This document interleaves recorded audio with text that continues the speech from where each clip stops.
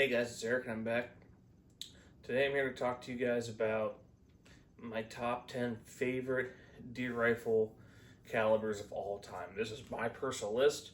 It's not right or wrong, it's just my personal opinion from what I've seen between shooting other calibers, owning other calibers, and knowing about people who have owned other calibers.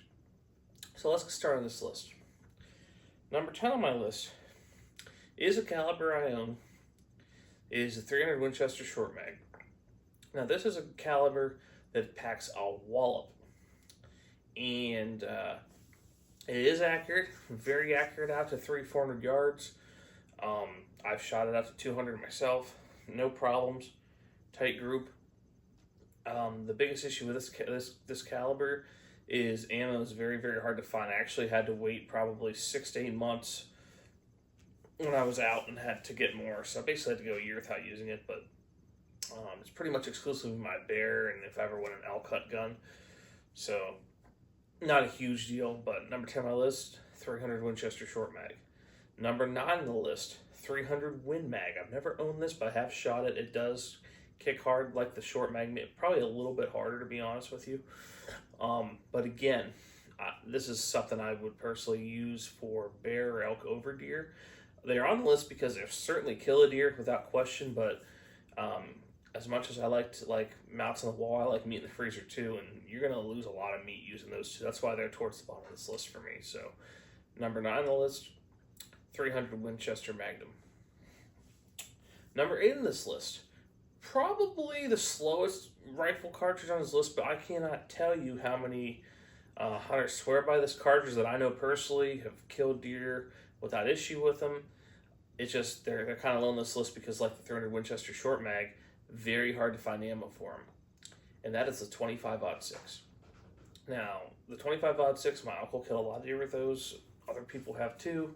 It's kind of like a little muted down version of the 30-06, but because of that also, I wouldn't really shoot it much past 200 myself, but a lot of situations that's going to cover you. So number 8 on this list, 25-06.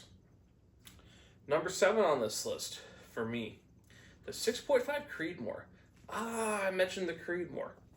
Well, this is probably the lightest caliber on this list, but it does have more reach than the 25-06. Part of the reason it's ahead of it, it's also ahead of it because ammo is more available.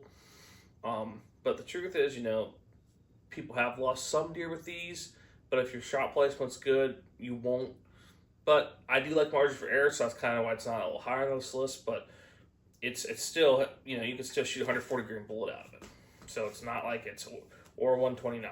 So it's not like you're shooting 95 grains like some other calibers, or Lord forbid 55 grains. But number 7 on my list, 6.5 Creedmoor. Number 6 on my list, I'm going to give a shout out to my friend Steve Horvath at Real World Deer Hunter. Gosh, Steve, that's a tongue twister, man. And that's a 7mm Magnum. 7mm Magnum is kind of a big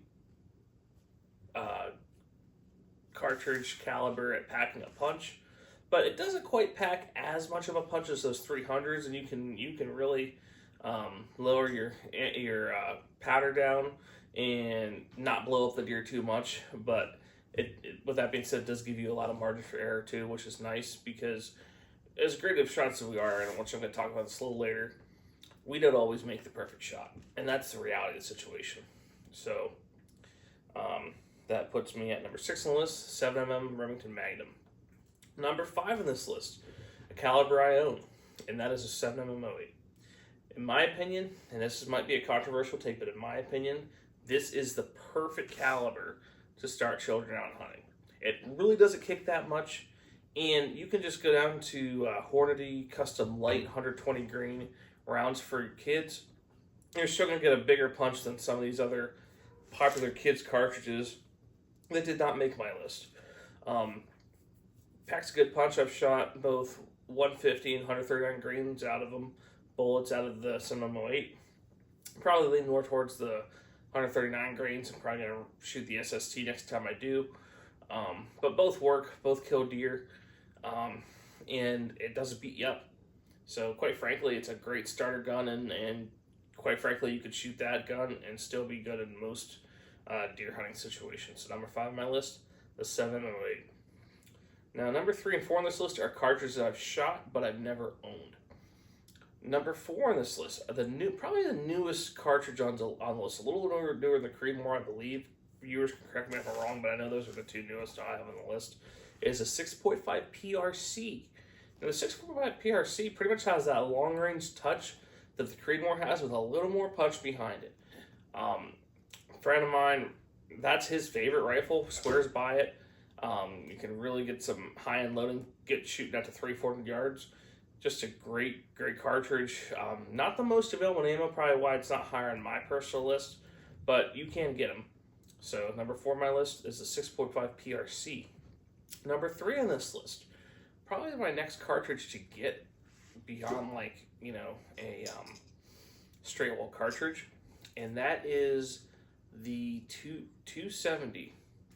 That's right, the 270. All right, a lot of people would put this number 1, but due to the fact that I've never owned it, I don't put it number 1, and I personally do like 1 and 2 over this, which I'll get into. 270 is a good round. Packs a punch, certainly big enough to kill. Not quite as available as number 1 and 2 on my list for ammo, but nothing bad to say about it. I do really want to shoot one eventually. Or not shoot one, I have shot one. I really do want to own one eventually, but just a good deer rifle. Number 3 on this list, 270. Number 2 on this list, this is my most recent rifle caliber purchase. Killed my last buck with this caliber, and that is a 3-0 Winchester. Great round. I've shot out with both 165 and 150 grains. I think the 150 shoots a little better out of my guns.